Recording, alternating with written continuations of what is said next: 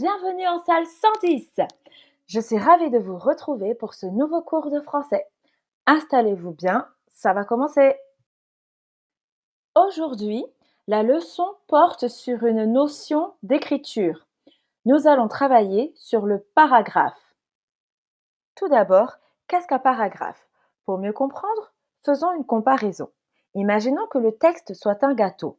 De la même manière que l'on peut diviser un gâteau en différentes parts, on peut diviser un texte en différentes parts appelées paragraphes.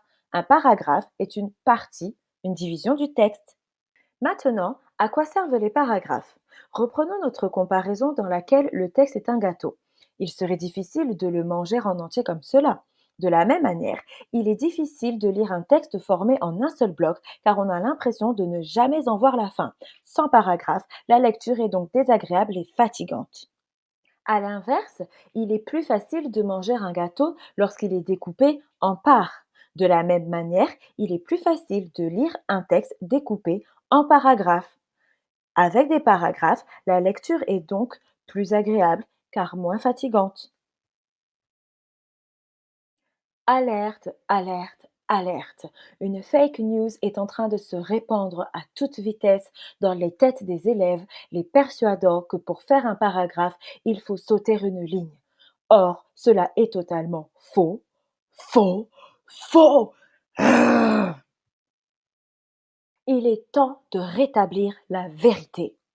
Donc, pour matérialiser un paragraphe, il suffit de retourner à la ligne et faire un alinéa, c'est-à-dire faire un retrait, autrement dit, décaler le début du paragraphe de 2 carreaux vers la droite.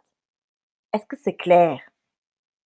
À quel moment doit-on changer de paragraphe lorsqu'on écrit?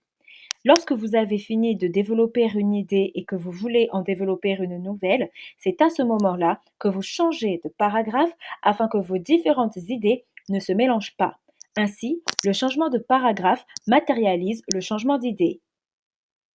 Ainsi, nous comprenons que non seulement les paragraphes rendent la lecture moins fatigante, comme nous l'avons vu précédemment, mais ils permettent également d'organiser les différentes idées et informations contenues dans un texte, ce qui rend le texte plus facile à comprendre. Voici donc maintenant ce qu'il faut retenir. Numéro 1, un paragraphe est une partie, une division du texte. Numéro 2, le paragraphe rend la lecture plus agréable, moins fatigante. Numéro 3, le paragraphe n'est pas matérialisé par le saut de ligne, mais par le retour à la ligne et l'alinéa. Numéro 4, on change de paragraphe lorsqu'on change d'idée.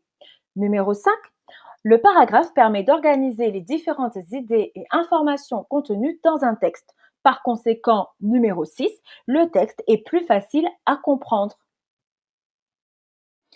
Maintenant, afin de vérifier si tu as bien compris, je te propose un petit exercice. À quels endroits découperais-tu le texte suivant pour mettre en évidence des paragraphes?